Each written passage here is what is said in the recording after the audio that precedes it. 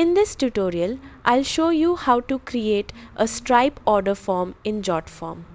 Open your browser and go to jotform.com, then sign in to your account.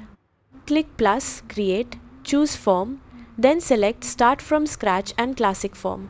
If you already have a form, you can open it and click edit form instead.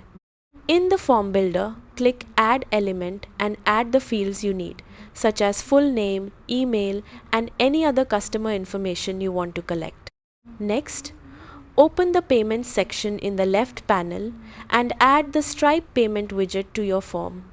Click connect Stripe and follow the prompts to sign in to your Stripe account and authorize the connection. Once Stripe is connected, open the Stripe widget settings and click add product. Enter the product name, price, description, and upload an image if you'd like. Repeat this step for any additional products you want to sell. Review your payment settings, including the currency and any other options available for your Stripe integration. Before publishing, click preview and submit a test order using Stripe's test mode and test card details to make sure everything is working correctly.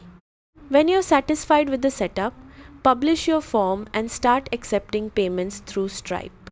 That's how to create a Stripe order form in Jotform. Thanks for watching.